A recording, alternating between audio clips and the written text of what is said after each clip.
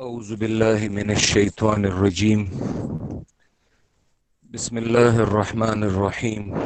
قل من كان عدوا لجبريل فإنه نزله على قلبك بإذن الله مصدقا لما بين يديه وهدى وبشرى للمؤمنين.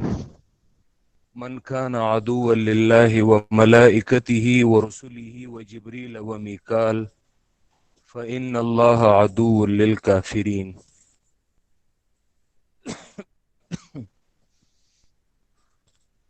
مقصد سورة البقرہ کا بیان چار مقاصد کا: اثبات التوحید، اثبات الرسالہ، جہاد فی سبیل اللہ، انفاق فی سبیل اللہ۔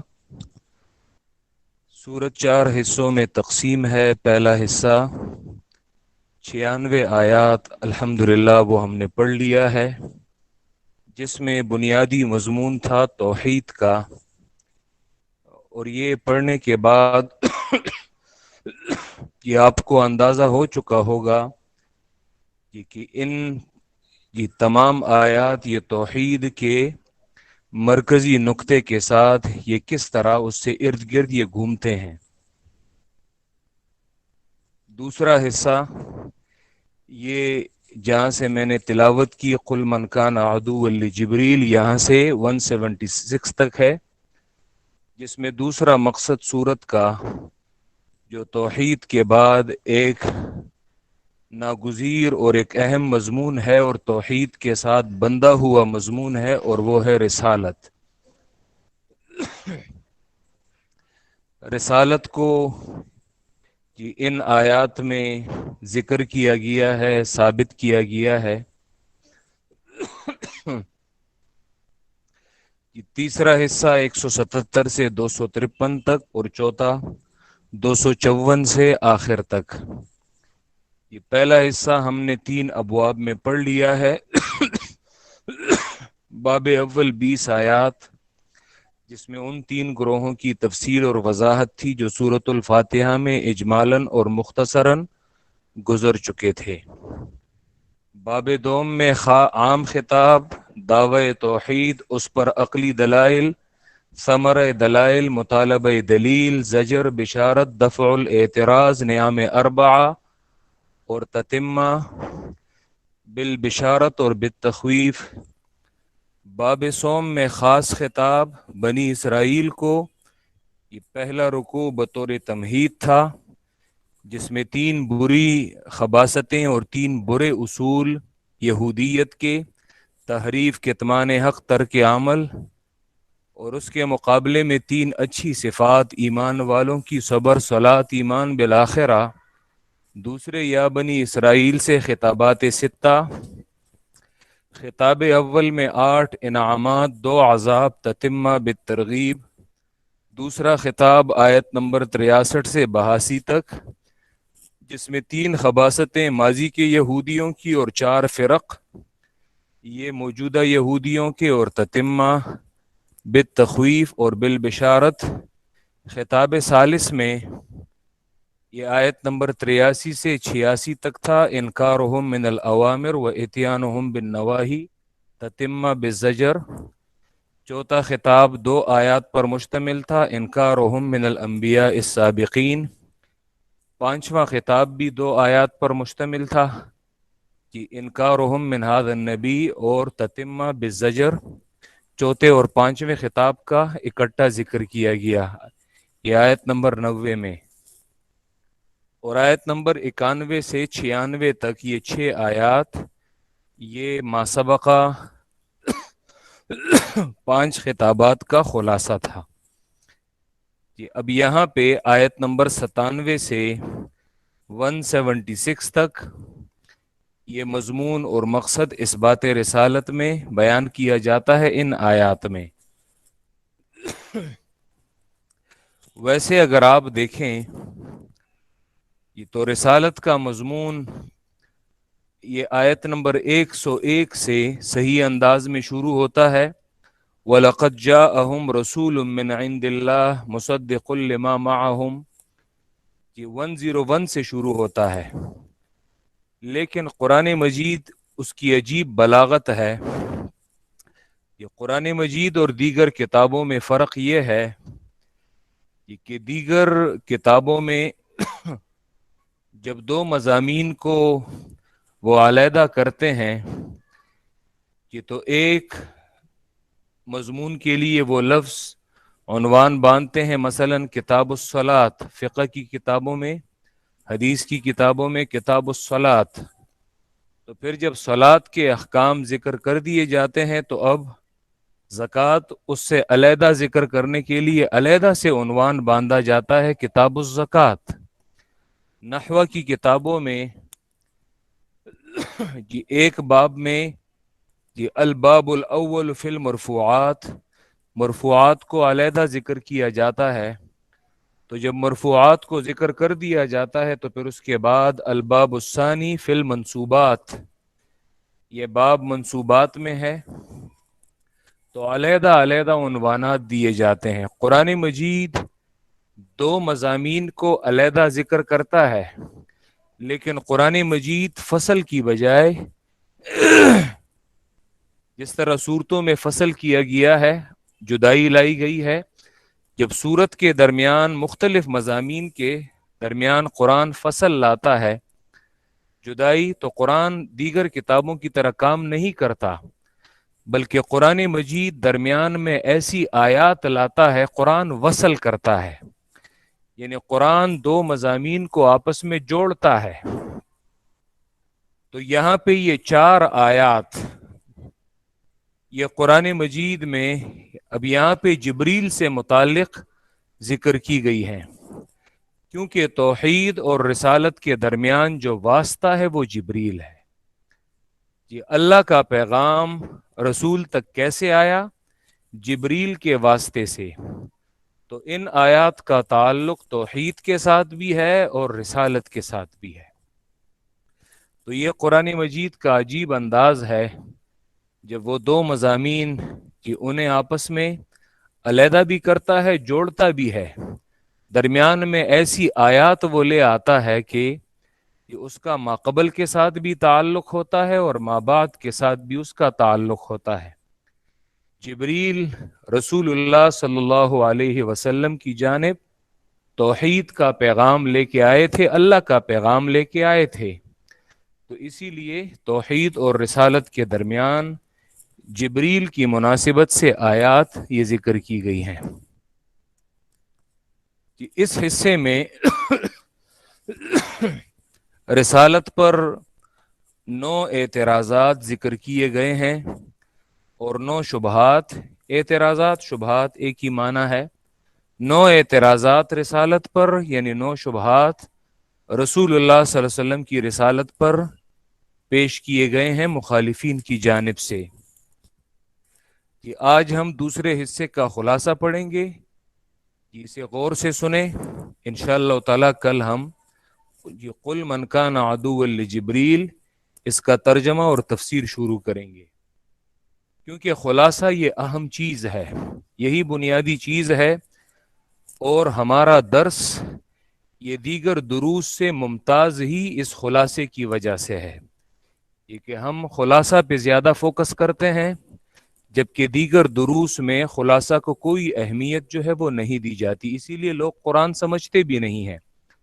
ایسا نہیں ہے کہ بالکل نہیں سمجھتے، لیکن جن آیات کو پڑھ لیا بس صرف 1 دن 2 دن یاد رہا، تیسرے دن بھول گئے، اور ہم بار بار یہ خلاصہ یکساں الفاظ کے ساتھ، اسی لیے میں اسٹوڈنٹ سے یہ کہتا ہوں کہ جو الفاظ میں نے استعمال کیے ہوں یہ تو دیگر جو طلباء ہیں اور دیگر جو درس کے ساتھی ہیں تو انہیں تشویش سے بچانے کے لیے انہی الفاظ کو آپ لوگوں نے یوز کرنا ہے، تاکہ وہ جو بدل شدہ الفاظ ہیں اور تغییر شدہ الفاظ ہیں وہ سامنے نہ آئے، بلکہ ایک ہی طرح کے الفاظ ہوں تاکہ ساروں کو یاد کرنے میں یہ آسانی رہے۔ اسی لیے وہی الفاظ اگر آپ یہ 96 آیات میں آپ لوگوں نے ملاحظہ کیا ہو تو میں بالکل روزانہ یکساں الفاظ کے ساتھ اس خلاصے کو میں تکرارن میں نے بیان کیا ہے تو اسی لیے کہ انہیں اپنے الفاظ میں ٹرانسلیٹ کرنے کی بجائے میرے الفاظ کو آپ لوگوں نے رٹا کرنا ہے. رٹا ان اے سینس نہیں کہ آپ لوگ اس کے میننگ کو نہیں سمجھتے. رٹا ان اے سینس کہ جو الفاظ میں نے یوز کیے ہوں انہی الفاظ کو آپ لوگوں نے دہرانا ہے.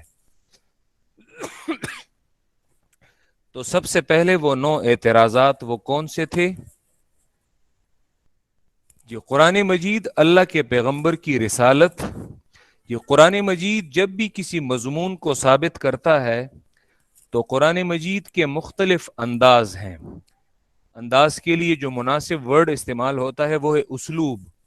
یہ قرآن مجید کے مختلف اسلوب ہیں، مختلف اسالیب ہیں، مختلف انداز ہیں. یہ کبھی تو قرآن اپنے مقصد کو ثابت کرتا ہے دلائل کے ساتھ، کہ ابھی تک ہم نے یوں کہہ لیں کہ دلائل 5 عقلی دلائل ہم نے پڑھے ہیں، کہ اگرچہ آیت نمبر 23 میں ہم نے دلیل وحی بھی ذکر کی ہے، اور پھر میں نے آیت نمبر 30 میں ایک درس میں یہ بھی کہا تھا کہ یہاں پہ توحید پر فرشتوں سے دلیل نقلی ذکر کی گئی ہے، لیکن انشاءاللہ یہ دلائل بار بار تکرارن آئیں گے.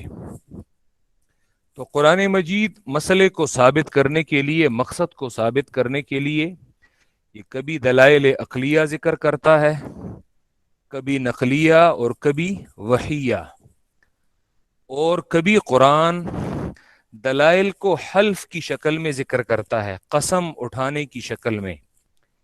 اور یہ 23ویں پارے سے یہ آن ورڈ یہ قرآن مجید کا یہ انداز پھر آپ یہ آخر میں آخری صورتوں میں زیادہ پائیں گے. والصافات صفا، یہ جو واو ہے واو قسم للشہادہ، شہادت اور گواہی کے لیے آتا ہے. اسی طرح والفجر والذاریات والنجم، یہ واو قسم کے لیے آتا ہے، حلف کے لیے آتا ہے، حلف قسم کو کہتے ہیں. ٹھیک ہے. واللیل والضحی والنازعات، یہ بار بار یہ الفاظ یہ آخری پاروں میں آئیں گے.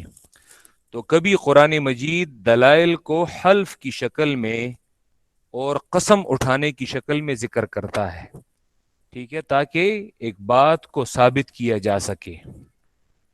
یہ کبھی قرآن مجید کا انداز ہے کہ وہ دلائل ذکر کرتا ہے اپنے دعوے پر، جیسے مثلا اعبدوا ربکم، تم اپنے رب کی عبادت کرو، اکیلے اپنے رب کی عبادت کرو. کیوں؟ کہ الذی خلقکم والذین من قبلکم. اب یہاں پہ یہ قرآن نے اپنے دعوے پر دلائل ذکر کیے ہیں، مخالف کی دلیل کو رد نہیں کیا. کہ کبھی قرآن مجید مخالف کے دلیل کو رد کرتا ہے، مخالف کے دلیل کو رد کرتا ہے. ٹھیک ہے. دوسرے کے دلائل کو قرآن توڑتا ہے، اور یہ بھی انشاءاللہ آ جائے گا. کہ اسی طرح یہ قرآن کے کبھی اپنے مقصد کو ثابت کرنے کا جو انداز ہے وہ ہے مخالفین کے اعتراضات کے جوابات دینا. ٹھیک ہے، کہ تم جو یہ اعتراض کر رہے ہو تمہارے اعتراض کی کوئی حیثیت نہیں، یہ بے بنیاد اعتراض ہے، اور اس کا جواب یہ ہے. تو قرآن توحید کو بھی اس انداز سے ثابت کرتا ہے کہ توحید پر جو اعتراضات مشرکین کے ہیں، رسالت پر جو ان کے اعتراضات ہیں، آخرت پر ان کے اعتراضات ہیں، تو قرآن ان کے جوابات دیتا ہے. یہاں پہ قرآن مجید نے اللہ کے رسول کی رسالت کو ثابت کیا ہے مخالفین کے اعتراضات کا جوابات دینے کی شکل میں، کہ ان کے اعتراضات کو دفع کیا گیا ہے، ان کے اعتراضات کا جواب دیا گیا ہے.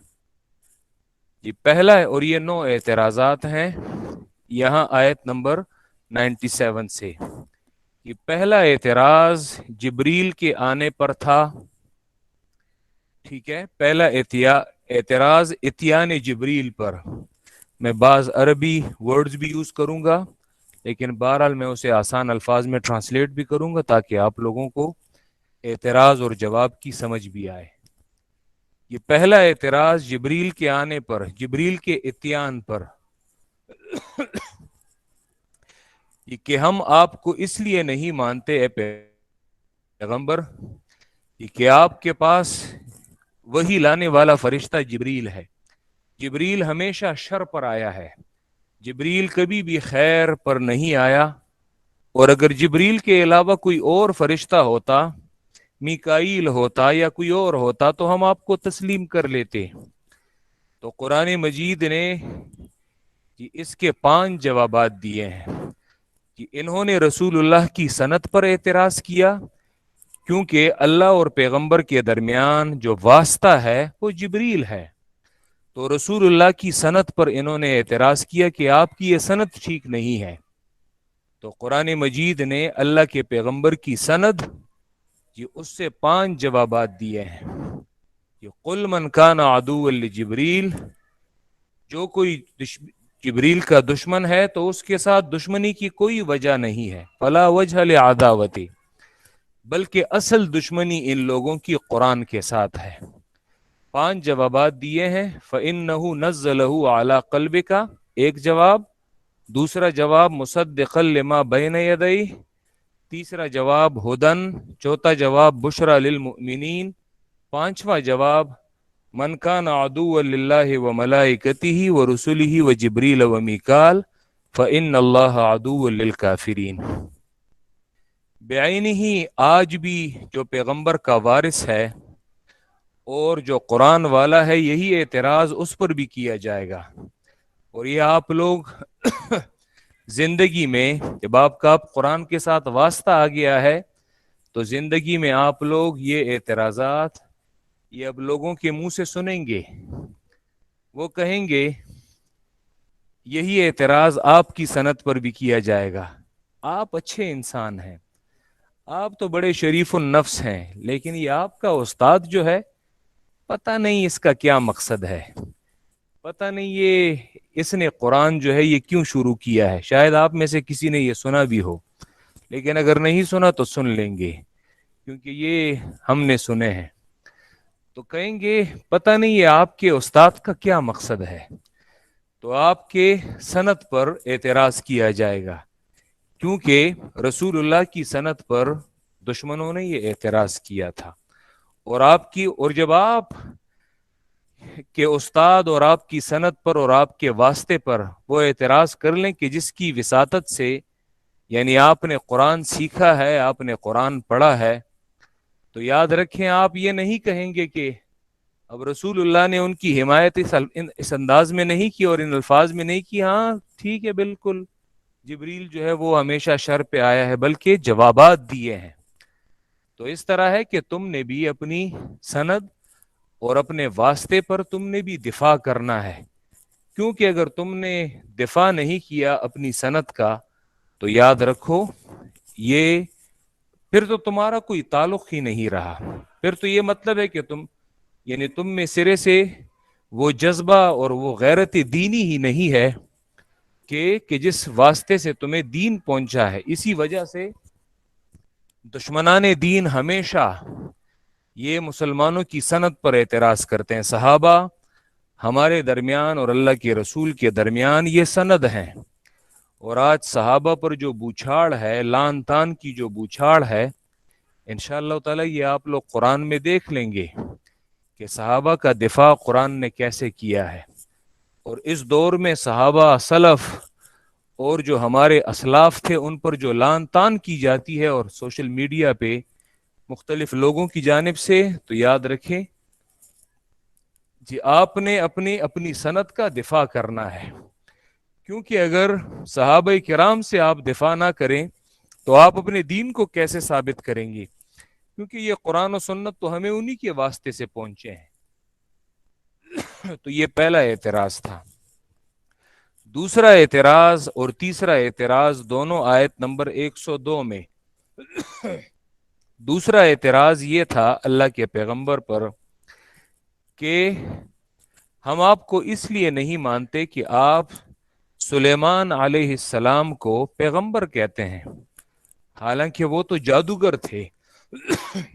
یہ اگر آپ تفاسیر میں دیکھ لیں میں انشاءاللہ آپ کو حوالہ جات دوں گا کہ باقاعدہ طور پہ تفاسیر میں اس اعتراض کو ان الفاظ میں ذکر کیا گیا ہے کہ اے پیغمبر، آپ کو ہم اس لیے نہیں مانتے کہ آپ سلیمان علیہ السلام کو نبی کہتے ہیں، حالانکہ وہ تو ساحر تھے۔ تو قرآن مجید نے جواب دیا ہے، یہ سلیمان علیہ السلام کی صفائی میں بھی ہے اور اللہ کے پیغمبر کے دفاع میں بھی ہے، کیونکہ اللہ کے پیغمبر تو پیغمبروں کا دفاع کرتے تھے، سلیمان علیہ السلام کو وہ پیغمبر جانتے تھے۔ تو قرآن مجید نے جواب دیا ہے، وما کفر سلیمان، سلیمان علیہ السلام وہ ساحر نہیں تھے، کیونکہ سحر یہ تو کفر ہے۔ ہاں البتہ انہیں دشمنوں نے بدنام کیا ہے۔ یہی اعتراض آپ پہ بھی کیا جائے گا کہ آپ کے ساتھی پر اعتراض کریں گے کہ آپ تو بڑے اچھے ہیں، لیکن یہ تمہارے ساتھ اس گروپ میں جو دیگر لوگ ہیں یہ اچھے نہیں ہیں، یہ فلاں اچھا نہیں ہے۔ تو یاد رکھو، تم نے اپنے ساتھی کا دفاع کرنا ہے اور تم نے اس کا ساتھ دینا ہے اور تم نے باقاعدہ اس کا دفاع کرنا ہے۔ وما کفر سلیمان۔ تیسرا اعتراض بھی اسی آیت میں ہے، یہ آپ جادو کو کفر کہتے ہیں، کہ آپ غیر اللہ کی پکار کو کفر کہتے ہیں، جبکہ اسی جادو پر تو اللہ نے دو فرشتے ہاروت اور ماروت کو بھیجا تھا۔ تو اگر سحر اور جادو کفر تھا تو اللہ نے پھر دو فرشتوں ہاروت اور ماروت کو بابل شہر میں کیوں بھیجا تھا؟ تو اس کے دو جوابات دیے گئے ہیں کہ پہلا جواب تسلیمی جواب ہے، چلو تسلیم کر لیا کہ جو تم کہتے ہو، نہیں تسلیم بطور تسلیم، پہلا جواب انکار کی شکل میں اور دوسرا بطور تسلیم ہے۔ پہلا جواب انکار کی شکل میں، بالکل تم جھوٹ کہہ رہے ہو، سرے سے فرشتے وہ جادو لے کر نہیں آئے تھے، سرے سے انہوں نے جادو کے کلمات وہ ساتھ لے کر نہیں آئے تھے، تم جھوٹ کہہ رہے ہو۔ اور دوسرا جواب، چلو مان لیا وہ جادو کے کلمات انہوں نے لوگوں کو سکھائے ہیں، انہوں نے لوگوں کو بتائے ہیں، لیکن جادو پر عمل کرنے کے لیے نہیں، بلکہ للامتحان، وہ امتحان کے لیے تھے، ابتلا کے لیے تھے۔ یہی اعتراض آپ پہ بھی کیا جائے گا کہ آپ جو ہے یہ یا محمد کو کیوں برا کہتے ہیں اور فلاں چیز کو کیوں برا کہتے ہیں، یہ تو فلاں کتاب میں بھی لکھا ہے، فلاں عالم نے بھی لکھا ہے۔ تو تمہارا بھی یہی جواب ہے، بالکل سرے سے نہیں لکھا اس عالم نے خود، اور اگر لکھا بھی ہے تو یاد رکھو اس کا یہ مطلب نہیں ہے جو تم لے رہے ہو۔ یہ مطلب میرا یہ ہے کہ قرآن کے مبلغ پر اور قرآن کے داعی پر یہ اعتراضات اسی شکل میں کیے جائیں گے جس طرح اللہ کے رسول پر کیے گئے تھے۔ چوتھا اعتراض یہ آیت نمبر 104 میں، یا ایھا الذین آمنوا لا تقولوا راعنا، چوتھا اعتراض اللہ کے پیغمبر پہ یہ تھا کہ آپ ہمیں صحیح الفاظ سے منع کرتے ہیں، راعنا میں کیا قباحت ہے، راعنا میں کیا برائی ہے کہ آپ ہمیں اس سے منع کر رہے ہیں؟ جواب، وہ الفاظ نہ کہو جس میں شرک اور بے ادبی ہو، بلکہ صاف الفاظ کہا کرو، یعنی جن الفاظ میں کسی شرک یا کفر کا شائبہ نہ ہو اور اس میں بے ادبی نہ ہو، ان الفاظ کو استعمال کرو۔ یہی اعتراض آپ پہ بھی کیا جائے گا، کیوں آپ ہمیں درود تاج سے کیوں منع کرتے ہیں؟ تو تم اسے کہو گے کہ درود تاج، وجہ یہ ہے کہ درود تاج میں ایسے الفاظ ہیں، دافع البلاء والوباء والقحط والمرض، اللہ کے پیغمبر کے لیے وہ صفات بیان کی گئی ہیں جو کہ اللہ کے لیے مناسب ہیں۔ تو وہ الفاظ جو پیور اور صحیح درود ہے، درود ابراہیمی، اسے کیوں نہیں پڑھتے؟ اسی طرح آپ سے کہیں گے آپ ہمیں یا محمد سے منع کرتے ہیں، تو یا محمد میں کیا برائی ہے؟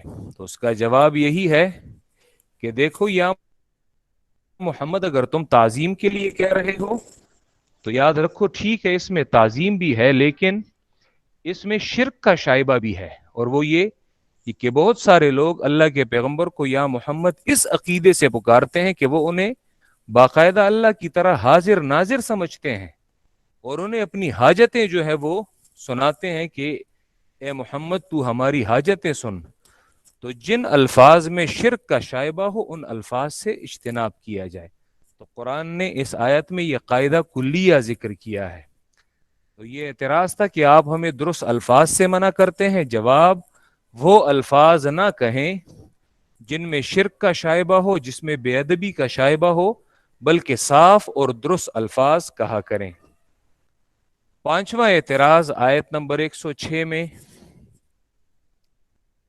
پانچواں اعتراض آیت نمبر 106 میں، اور یہ نسخہ پر اعتراض ہے۔ نسخہ پر انشاءاللہ ہم اسی آیت کے تحت کہ قرآن میں جو ناسخ اور منسوخ کا علم ہے، اور قرآن میں کتنی آیات جو ہیں منسوخ آیات کا کیا مطلب ہے اور اس کی کیا تفصیل ہے، انشاءاللہ یہ اپنے مقام پہ ہم تفصیل کریں گے۔ پانچواں اعتراض یہ تھا کہ آپ خود اپنے دین میں مضطرب اور پریشان ہیں، آج ایک عمل کرتے ہیں، کل کہہ دیتے ہیں یہ منسوخ ہے۔ یہ تو آپ خود اپنے دین میں پریشان ہیں، تو ہم آپ کی کیا بات مانیں گے؟ کہ اگر یہ اللہ کی جانب سے ایک حق دین ہوتا تو ایک ہی بات ہوتی۔ اس کا جواب، میں اللہ کے حکم کا تابع ہوں، کہ اللہ مجھے جو کہتے ہیں میں تو اسی کا تابع ہوں، اور میں نے تو اللہ کے حکم کو فالو کرنے میں کوئی یہودی تو نہیں ہوں کہ میں نے اپنی ضد پر جو ہے وہ اڑے رہنا ہے، بلکہ اللہ جو کہیں، کل تک اللہ نے یہ حکم دیا تھا اسی پہ عمل کر رہا تھا، آج اللہ نے یہ حکم دیا ہے، میں تو اللہ کے حکم کا تابع ہوں، میری تو اپنی کوئی مرضی ہے نہیں۔ یہی اعتراض آپ پہ بھی کریں گے۔ اچھا تو تم کہ کل تک تو تم ایسی باتیں نہیں کرتے تھے، یہ آج تم نے ایسی باتیں کیوں شروع کر دیں؟ تو تمہارا بھی یہی جواب ہوگا، تم کہو گے میں کوئی یہودی تو نہیں ہوں کہ مجھے حق معلوم ہونے کے بعد بھی میں نے انہی باطل باتوں کو دہرانا ہے، اور میں نے اسی باطل پہ ڈٹے رہنا ہے، کہ کل تک میں ان چیزوں کو، ان باتوں کو حق سمجھ رہا تھا، آج پتا چلا، قرآن میں نے پڑھ لیا کہ یہ باتیں حق نہیں ہیں، بلکہ حق بات تو یہ ہے، تو اسی وجہ سے آج اسی بات پہ عمل کر رہا ہوں۔ تو یہ اعتراض آپ پہ بھی کیا جائے گا۔ چھٹا اعتراض، یہ آیت نمبر 116 میں، جی آپ اللہ کے نائب نہیں مانتے، کہ آپ اللہ کے چہیتے نہیں مانتے، یہ بزرگ اور یہ اولیاء یہ تو اللہ کے نائب ہیں، یہ تو اللہ کے چہیتے ہیں۔ تو قرآن مجید نے اس کے 5 جوابات دیے ہیں۔ سبحانہ، پاک ہے اللہ نائبین سے، کہ اللہ کے لیے نائب کی کیا ضرورت ہے؟ نائب تو اس کا ہوتا ہے کہ جس پہ فنا آتی ہے، جس پہ موت آتی ہے، جو غائب ہوتا ہے، تو اللہ تو نہ اس پہ فنا آتی ہے نہ وہ غائب ہوتا ہے۔ اسی طرح دوسرا جواب، بل لہو ما فی السماوات و ما فی الارض، اوپر نیچے اسی کا اختیار ہے، تو نائب کی کیا ضرورت ہے؟ تیسرا جواب، کل لہو قانتون، سب اللہ کے تابعدار ہیں، تو اسے نائب کی کیا ضرورت ہے؟ چوتھا جواب، بدیع السماوات والارض، کہ اللہ جو ہے وہ ایک عجیب انداز سے پیدا کرنے والا ہے آسمانوں اور زمین کا۔ بدیع کہتے ہیں اس ذات کو کہ جس سے پہلے اس کا ماڈل جو ہے وہ موجود نہ ہو، آسمان اور زمین کی پیدائش سے پہلے ان زمین اور آسمان کا ماڈل موجود نہیں تھا۔ اللہ ایسی ذات ہے کہ وہ جو چیز پہلے سے موجود نہیں ہوتی، اللہ اس ایسی ذات ہے کہ پیدا کرنے والا ہے۔ کاپی تو پھر لوگ بنا سکتے ہیں، لیکن اثرنو کوئی چیز پیدا کرنا، اللہ بدیع ہے۔ تو جب زمین اور آسمان پیدا کر رہا تھا، جب اس وقت نائب کی ضرورت نہیں تھی، چہیتوں کی ضرورت نہیں تھی، اللہ کے ساتھ ہاتھ بٹانے کی ضرورت نہیں تھی، تو اب جب کائنات بن گئی ہے تو اب اللہ کو چہیتوں کی ضرورت پڑ گئی ہے۔ اور پانچواں جواب، وَإِذَا قَضَى أَمْرًا فَإِنَّمَا يَقُولُ لَهُ كُن فَيَكُونُ، اس کا تو کن فیکون پہ ہی حکم چلتا ہے، تو اسے نائب بنانے کی کیا ضرورت ہے؟ یہ 5 جوابات دیے گئے۔ ساتواں اعتراض یہ آیت نمبر 118 میں کہ لولا یکلمنا اللہ او تأتینا آیا، اسی کو اگر عربی میں ہم یوں کہیں لولا یکلمنا اللہ بصداقتی نبوتک ان کنت نبیا، کہ اللہ ہمارے ساتھ آپ کی نبوت کی سچائی پر بات کیوں نہیں کرتا اگر آپ سچے نبی ہیں؟ تو قرآن جواب دیتا ہے کہ ایسی خواہش یہ گزشتہ امتوں کی خواہش بھی تھی، لیکن جس طرح ان کی خواہش کو پورا نہیں کیا، تم لوگوں کی بھی یہ خواہش اسی طرح ادھوری رہے گی۔ یعنی جس طرح میں نے ان کی خواہش پر یہ نہیں کہا کہ تم لوگوں کے ساتھ بات کرنا ضروری ہے، انہوں نے بھی یہ کہا تھا کہ اللہ ہمارے ساتھ خود بات کرے تمہاری رسالت پر۔ جس طرح ان کی یہ ادھوری خواہش پوری نہیں ہوئی، یاد رکھو یہ میرا پیغمبر ہے، اسے مانو، ٹھیک ہے؟ کہ اللہ کا قانون جو ہے وہ اس پر جاری نہیں ہے، کہ اللہ کا قانون یہ ہے کہ یہ میرا پیغمبر ہے، اسے مانو، مانتے ہو مان لو، نہیں مانتے نہ مانو۔ پھر آیت نمبر 119 میں جو اس بات رسالت کا دعویٰ ہے، ایک مرتبہ آیت نمبر 101 میں ذکر کیا ہے اس بات رسالت، بالکل جس طرح آیت نمبر 21 میں دعوی توحید تھا۔ تو آیت نمبر 101 میں دعوی رسالت وَلَقَدْ جَاءَهُمْ رَسُولٌ مِّنْ عِنْدِ اللَّهِ، دوسری مرتبہ دعوی رسالت یہ آیت نمبر 119 میں اِنَّا أَرْسَلْنَاكَ بِالْحَقِّ بَشِيرًا وَنَذِيرًا، بے شک ہم نے آپ کو بھیجا ہے پیغمبر حق کے ساتھ، آپ بشیر اور نذیر ہیں۔ 7 اعتراضات ذکر کرنے کے بعد یہ آیت نمبر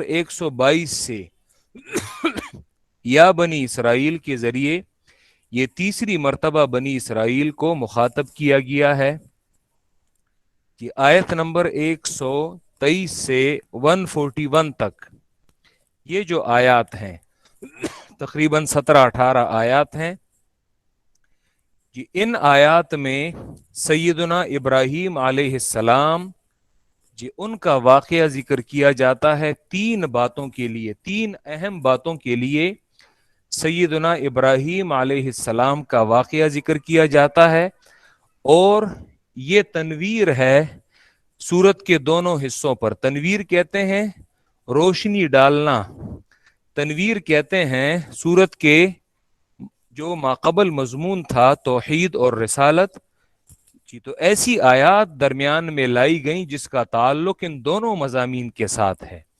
توحید کے ساتھ بھی ہے اور رسالت کے ساتھ بھی۔ یہ میں نے آپ کو جگہ جگہ بتایا تھا کہ قرآن مجید سورت میں مضمون کو آگے بھی بڑھاتا ہے، لیکن قرآن مجید جگہ جگہ آپ کو بار بار گزشتہ مضامین کو یاد بھی دلاتا رہے گا تاکہ آپ آگے بھی بڑھتے جائیں اور گزشتہ سبق کو بھی آپ نہ بھولیں۔ یہ قرآن کا ایک عجیب انداز ہے۔ تو یہاں پہ سیدنا ابراہیم علیہ السلام جی ان کا واقعہ، اور یہاں پہ اس لیے یا بنی اسرائیل کو پھر مخاطب کیا گیا ہے جو پہلے حصے میں توحید کے مضمون میں بنی اسرائیل کو خاص کیا گیا تھا۔ سیدنا ابراہیم علیہ السلام ان کے واقعے کو 3 اہم باتوں کے لیے ذکر کیا گیا ہے۔ پہلی بات کہ آیت نمبر 125 میں جی آیت نمبر 125 میں پہلی بات یہ ہے بیت اللہ بنی للتوحید فلم تشرکون فیہ، پہلی بات بیت اللہ بنی للتوحید فلم تشرکون فیہ، بیت اللہ کو توحید کے لیے مرکز بنایا گیا ہے، کیوں اس میں شرک کرتے ہو؟ اس کا تعلق توحید کے ساتھ ہے۔ بیت اللہ کو ابراہیم نے توحید کا مرکز بنایا تھا، کیوں اس میں شرک کرتے ہو؟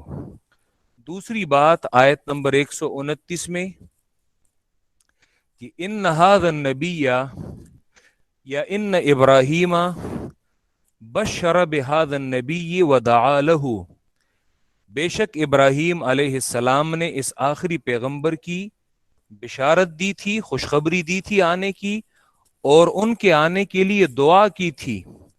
تو کیسے تم اس سے انکار کرتے ہو؟ اور یہ آیت نمبر 129 میں ربنا وبعث فیہم رسولا منہم یتلو علیہم آیاتک ویعلمہم الکتاب والحکمہ ویزکیہم انک انت العزیز الحکیم۔ اور تیسری بات یہ آیت نمبر 132 میں توحید یہ تمام پیغمبروں کا متفق علیہ مسئلہ ہے، اور یہ خصوصاً تمہارے آباء و اجداد نے اس پر وصیت کی ہے اپنی اولاد کو۔ توحید ان التوحید دین الانبیاء کلہم وتواصوا بذالک، توحید جو ہے یہ تمام پیغمبروں کا دین ہے اور انہوں نے اس پر وصیت کی ہے، لا سیما ابراہیم و یعقوب، خصوصاً ابراہیم نے اور یعقوب نے یہ اپنی اولاد کو اس پر وصیت کی ہے، تو تم توحید سے کیسے انکار کر سکتے ہو؟ اور یہ آیت نمبر 132 میں وَوَصَّى بِهَا إِبْرَاهِيمُ بَنِيهِ وَيَعْقُوبُ یا بنی ما تعبدون من بعدی۔ تو یہ ان آیات میں توحید کے بارے میں ذکر کیا جاتا ہے۔ تو جی اعتراض نمبر 7 اور 8 کے درمیان 3 باتیں ابراہیم علیہ السلام کے واقعے میں یہ ذکر کی گئی ہیں۔ پھر آیت نمبر 142 سے 8واں اعتراض ہے تحویل قبلہ پر، یہ قبلہ کی جانب منہ پھیرنے پر، اور یہ اعتراض بھی بالکل 5ویں اعتراض کی طرح ہے کہ آپ نے کبھی ایک جانب منہ کرتے ہیں کبھی دوسری جانب منہ کرتے ہیں، اور یہاں پہ اعتراض یہ تھا کہ آپ نے جی انبیاء علیہ السلام کا قبلہ جو ہے وہ چھوڑ دیا ہے، آپ خود اپنے دین میں مضطرب اور پریشان ہیں۔ اس کا جواب بھی یہی ہے کہ قل للہ المشرق والمغرب، کہ اللہ کے لیے مشرق اور مغرب ہیں، میں تو اللہ کے حکم کا تابع ہوں، اگر وہ کہتا ہے مشرق کی جانب منہ کرو تو مشرق کی جانب کرتا ہوں، اور اگر مغرب کی جانب حکم دے تو مغرب کی جانب کرتا ہوں۔ تو تحویل قبلہ پر یہ 8واں اعتراض ہے اللہ کے رسول پر۔ سیقول السفہاء من الناس آیت نمبر 142 سے، اور پھر اس پر تفصیل اور وضاحت کی ہے، اور اس میں سنت کی اتباع پر، کیونکہ دوسرا حصہ یہ رسالت پر ہے تو سنت کی اتباع پر یہاں بڑے رہنما اصول یہ ذکر کیے گئے ہیں، اور یہ گفتگو جاتی ہے 157 تک، تقریباً یہ بالکل ایک دوسرے کے ساتھ جڑا مضمون ہے۔ اور 9واں اعتراض یہ آیت نمبر 159 پر، خود تو ہمیں شرک سے منع کرتے ہیں اور خود صفا اور مروہ کا طواف کرتے ہیں، کیونکہ زمانے جاہلیت میں صفا اور مروہ پر 2 بت پڑے ہوئے تھے، آصاف اور نائلہ، تو آپ خود ہمیں جو ہے شرک سے منع کرتے ہیں اور خود آصاف اور نائلہ کا طواف کرتے ہیں۔ تو اس کا جواب ان الصفا والمروہ من شعائر اللہ، صفا اور مروہ جو ہے یہ شعائر اللہ میں سے ہے، یہ اللہ کے دین کی نشانیوں میں سے ہے۔ یہی اعتراض آپ پہ بھی کریں گے مختلف اندازوں سے، یہ خود ہمیں اس کام سے منع کرتے ہیں اور خود کرتے ہیں، تو تم کہو گے کہ تمہارا کام جو ہے وہ شریعت سے ثابت نہیں ہے، اور میں جو کام کرتا ہوں وہ میرے پاس دلیل ہے، میں دلیل کی بنیاد پہ ایک کام کرتا ہوں۔ ٹھیک ہے، یہ 9 اعتراض۔ پھر آیت نمبر 159 میں زجر دیا گیا ہے کاتمین حق کو، حق چھپانے والوں کو زجر دیا گیا ہے۔ جب آپ کو توحید اور سنت، توحید اور رسالت، یہ دونوں باتیں معلوم ہو گئیں، تو اب اگر تم حق چھپاتے ہو تو یاد رکھو تم اتفاقی لعنتی ہو، اولئک یلعنہم اللہ ویلعنہم اللاعنون۔ ہاں، توبے کی 3 شرائط ہیں، توبہ ہے، اصلحو ہے، اصلاح ہے، اور برسر منبر بیان ہے۔ یہ توحید دوبارہ قرآن مجید جس طرح رسالت کو توحید کے بعد ذکر کیا گیا، تو قرآن مجید جو اصل مضمون ہے قرآن کا وہ توحید ہے، تو دوبارہ توحید کی جانب پلٹتا ہے تاکہ توحید کے مضمون کو کہیں تم بھول نہ جاؤ۔ تو آیت نمبر 163 میں सूरत में दूसरी मर्तबा दावे तौहीद को जिक्र किया गया है बउनवान इलाह। पहली मर्तबा बउनवान इबादत जिक्र किया गया था, और आयत नंबर 163 में बउनवान इलाह दूसरी मर्तबा दावे तौहीद जिक्र किया गया है। व इलाहुकुम इलाहुं वाहिद ला इलाहा इल्ला हुवर रहमानुर रहीम। और आयत नंबर 164 में अब दलाइल में भी तरक्की की गई है। पहले 5 दलाइल और यहाँ पे 8 दलाइल हैं। ये आयत नंबर 164 में 8 दलाइल, इन फी खल्क़िस समावाति वल अर्द व इख्तिलाफिल लैल वन नहार वल फुल्किल्लती तजरी फिल बहर। वहाँ पे समर दलाइल था, और यहाँ पे आयत नंबर 165 में जजर बिश्शिरक है। वहाँ पे क्या था? फला तजअलू लिल्लाहि अंदादा। यहाँ पे आप 165 में मुलाहजा करेंगे व मिनन्नासि मन यत्तखिदु मिन दूनिल्लाहि अंदादा, बिल्कुल वही अंदाज है। वहाँ पे दलाइल 5, यहाँ पे 8।